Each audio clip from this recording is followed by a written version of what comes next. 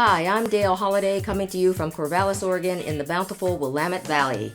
Welcome to my show, Valley Views, a forum for sharing relevant topics relating to people and issues in the Willamette region. Good morning, people. I'm here today with Catherine Stearns, a part of an informal group working to enhance community livability around Oregon State University. And one of those issues is saving the Sunflower House, which currently houses the Multicultural Literacy Center. Good morning, Catherine, and welcome. Good morning, Dale. Thank you for inviting me. Absolutely. Nice to have you here. Well, let's start about telling us what exactly is the Sunflower House? What is that? Well, as a structure, it's historic. It's been there over 100 years. It's the last remaining house of its type on the block, and it fits in with the current neighborhood.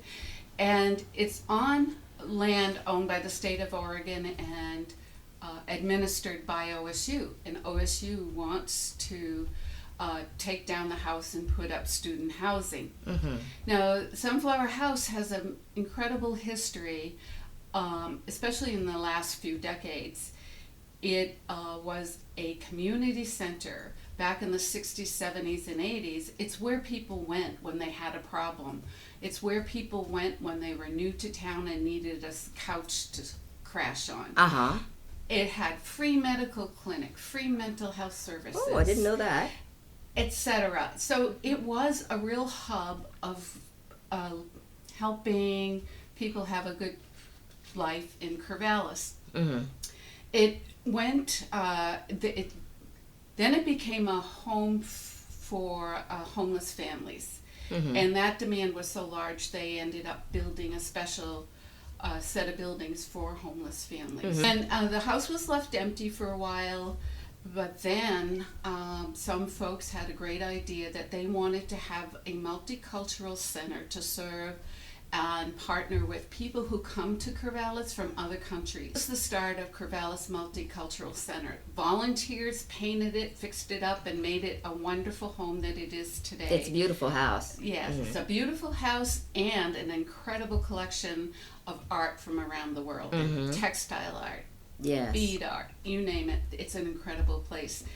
But more than that, the Corvallis Multicultural Center is a place. It's a house. It's easier for people who are coming from other places to walk through that house or come into a house instead of a sterile building institution type of place. Yes. And to me, the Multicultural Center needs to continue because OSU does a fine job of recruiting people from other countries, but they're focused on the student, usually upper division students, but they're not committed to providing anything for wives and children. And that's a need that the Corvallis Multicultural Center has done an excellent job meeting. Many programs, conversation groups, cooking classes, all kinds of things that have helped people settle in and have a positive experience in our community. OSU wants to take that land and put up student housing. They've found another place for the Multicultural Center to move to.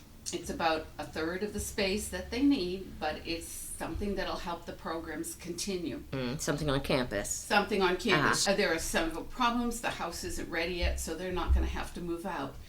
But dealing with getting the Multicultural Center honored as a program, a set of services that needs to continue, brought up this concept or this idea that OSU tends to expand its boundaries in any way they want without regard to the neighborhood where they're making expansions. Now, my understanding is there was a charter group several years ago that met for over 3 years, city and campus, and they had a set of guiding principles that they drew up. Of course, it included OSU would collaborate with communities when their expansion impacted on the neighborhoods. But when it came to the Sunflower House, they just said, we're going to tear it down. They did no collaboration with the community. So as a result of some of our activism and putting pressure on the university, they have come to neighborhood meetings and they have spoken up some, but they still insist on tearing down the Sunflower House. And again, it's a historical structure. Its basic bones are sturdy and strong. It's over 100 years old. It could probably go for another 100 years. Yeah, I don't know my architecture, unfortunately, but it's 3 stories, or is it just 2 stories? It's 2 stories with an attic and a basement underneath. Oh, it's got a basement. Okay, Yes, that I didn't know. yes. Yeah, and it is yellow. Is that why they call That's it the why they Sunflower call House? it Sunflower House. Okay, Yeah, it's okay. a bit faded yellow Okay, now, but all right. everybody knows it as Sunflower House. And it's the only remaining structure on that block. They've Yes, torn I've seen down that. everything. Yeah. And that parcel of land also has some great trees and some seasonal wetlands. That is true. Yes. Yeah, and so we're interested in having those protected as well. Yes. But it is a matter of OSU being responsive and accountable to the neighbors Yes. that are impacted by their actions. Yes. So, Well, before we move on, because that's a good history. That's a lot of great history, and people might hear my kitty cat meowing here in the background. That's fine. She's contributing too. Now, I know I've been there for community meetings. It's a free space for community meetings. Yes. Maybe people take a donation at the door. And I've also been there for a monthly international potluck, which just has some of these people that are relatives of the international students. They come, and it's open to the public.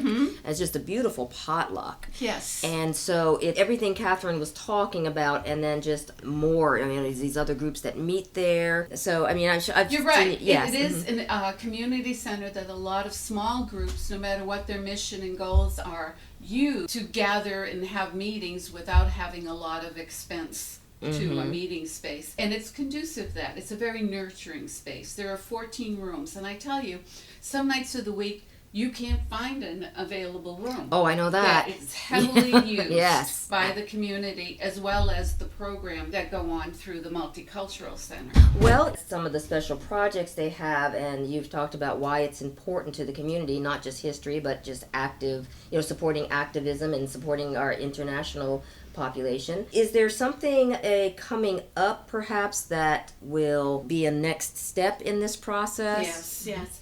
So the group that's looking to save Sunflower House has done letters to the editor, boards of trustees, meetings, city council meetings, a couple of other events.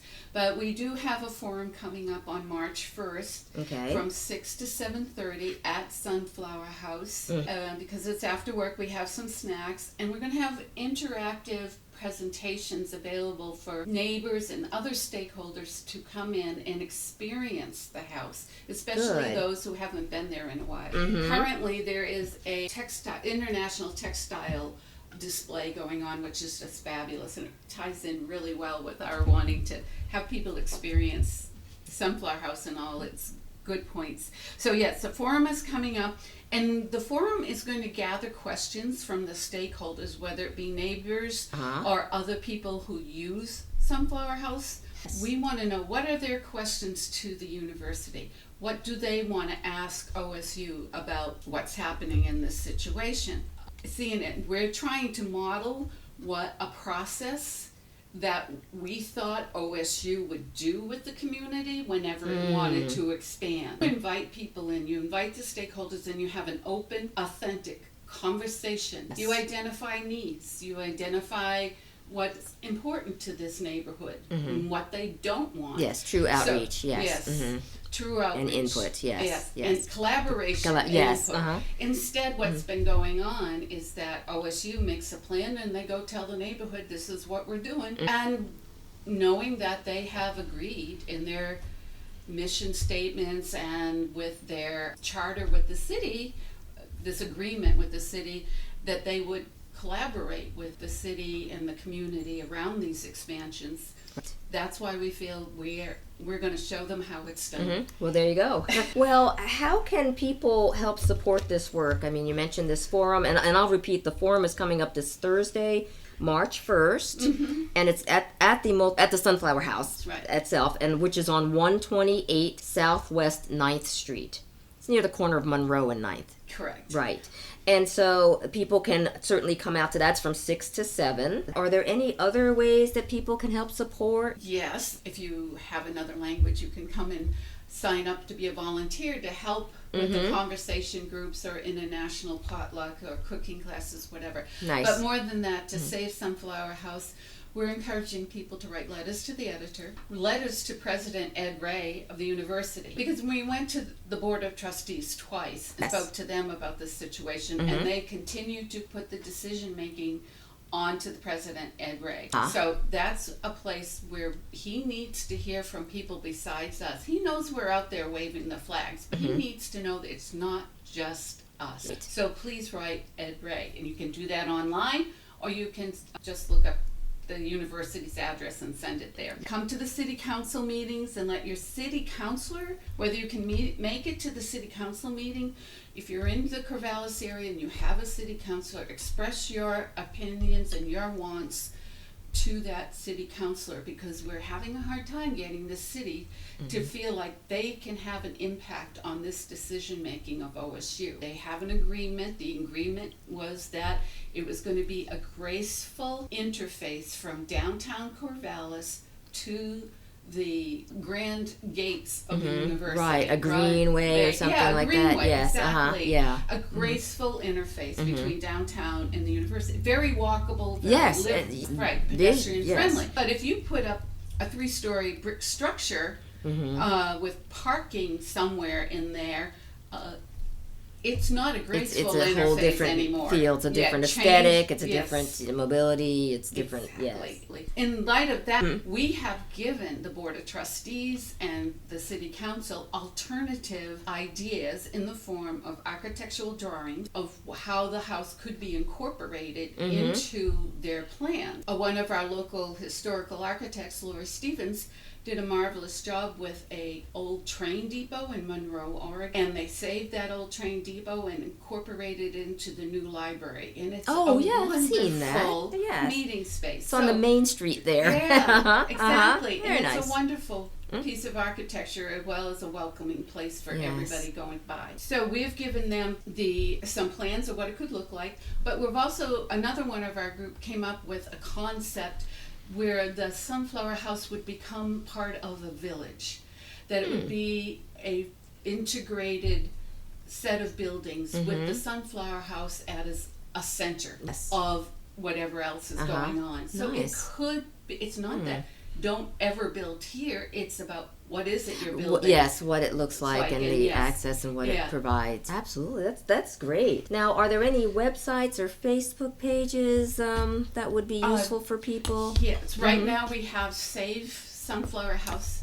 Facebook. Okay. Is what we have. That's all we have, because again, we're all volunteers, busy Sure. with other things. But yes, we do have Save Sunflower House Facebook. on Facebook. Okay. And post events that are coming up, such as the March 1st Forum Okay. at that site. Beautiful. All right. Well, there's a lot going on, and I expect to be at that forum. And I'm sure you'll have a good turnout, because there has been a lot of public interest in this, a lot of community interest. Good. Yeah. Good. So thank you very much, Catherine, for being here today and telling us about Sunflower House. Thank you, Dale, for this opportunity to share this story. Thank you. You have a good day.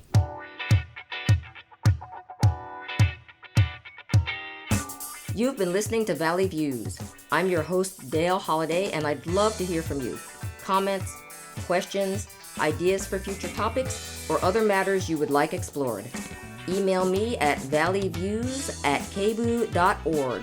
That's VALLEYVIEWS@kboo.org. Special thanks to Chad Howard from Corvallis Access Media for his technical assistance and support. I look forward to being with you again next time. And remember, as Doctor Who once said, I'm not in charge, but I'm full of ideas. Bye!